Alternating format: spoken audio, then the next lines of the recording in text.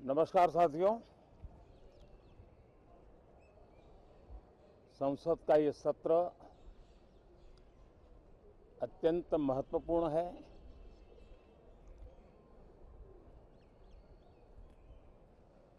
देश आज़ादी के अमृत महोत्सव मना रहा है। हिंदुस्तान में चारों दिशाओं में से इस आज़ादी के अमृत महोत्सव के निमित्त रचनात्मक, सकारात्मक, जनहित के लिए, राष्ट्रहित के लिए सामान्य नागरिक अनेक कार्यक्रम कर रहे हैं, कदम उठा रहे हैं और आज़ादी के दीवानों ने जो सपने देखे थे उन सपनों को पूरा करने के लिए सामान्य नागरिक भी इस देश का अपना कोई न कोई दायित्व निभाने का प्रयास कर रहा है। ये खबरें ये अपने आप में भारत के उज्जवल भविष्य के लिए शुभ संकेत है। कल हमने देखा है, पिछले दिनों संविधान दिवस भी नए संकल्प के साथ संविधान के स्पिरिट को चरितार्थ करने के लिए हर किसी के दायित्व के संबंध में पूरे देश ने एक संकल्प किया है। इन सब के परिप्रेक्ष्य में हम चाहेंगे,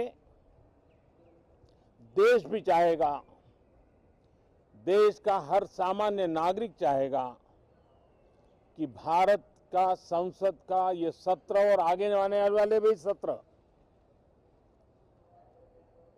आजादी के दीवानों की जो भावनाएं थी, जो स्पिरिट था, आजादी के अमृत महोत्सव का जो स्पिरिट है, उस स्पिरिट के अनुकूल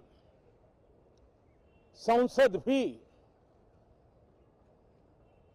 देश हित में चर्चाएं करे,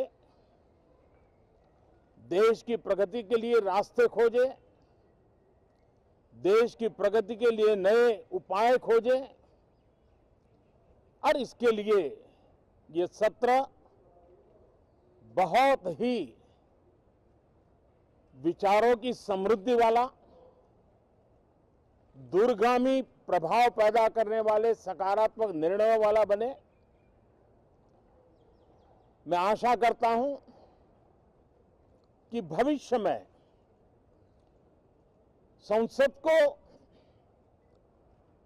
कैसा चलाया, कितना अच्छा कंट्रीब्यूशन किया, उस तराजू पे तोला जाए, न कि किसने कितना जोर लगा करके संसद के सत्र को रोक दिया। ये मानदंड नहीं हो सकता है। मानदंड ये होगा कि संसद में कितने घंटे काम हुआ, कितना सकारात्मक काम हुआ। हम चाहते हैं सरकार हर विषय पर चर्चा करने के लिए तैयार है, खुली चर्चा करने के लिए तैयार है। सरकार हर सवाल का जवाब देने के लिए तैयार है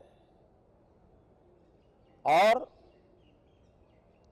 आजादी के अमृत महोत्सव में हम ये भी चाहेंगे कि संसद में सवाल भी हो, संसद में शांति भी हो। हम चाहते हैं संसद में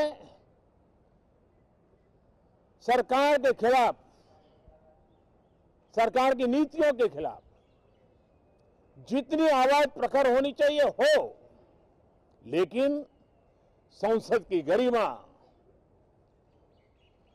स्पीकर की गरिमा, चेयर की गरिमा, इन सब के विषय में हम वो आचरण करें जो आने वाले दिनों में देश की युवा पीढ़ी को काम आए। पिछले सत्र के बाद कोरोना की विकट परिस्थिति में भी देश ने 100 करोड़ से अधिक डोजेज कोरोना वैक्सीन और अब हम 150 करोड़ की तरफ तेजी से आगे बढ़ रहे हैं। नए वेरिएंट की खबरें भी हमें और सतर्क करती हैं और सजग करती हैं। मैं संसद के सभी साथियों को भी सतर्क रहने के लिए प्रार्थना करता हूं।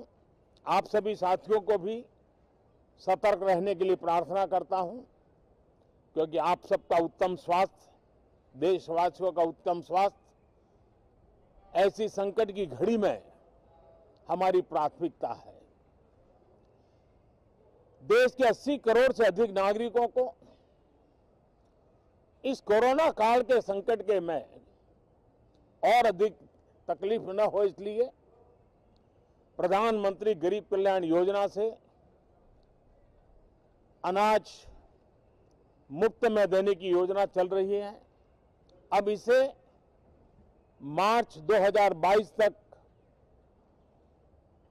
समय आगे कर दिया गया है। करीब 2,60,000 करोड़ रुपए की लागत से 80 करोड़ से अधिक देशवासियों को गरीब के घर का चूल्हा जलता रहे, इसकी चिंता की गई है। मैं आशा करता हूं कि इस सत्र में देश हित के निर्णय हम तेजी से करें, मिलजुल करके करें, सामान्य मानवीय की आशा अपेक्षाओं को पूर्ण करने वाले करें, ऐसी मेरी अपेक्षा है। बहुत बहुत धन्यवाद।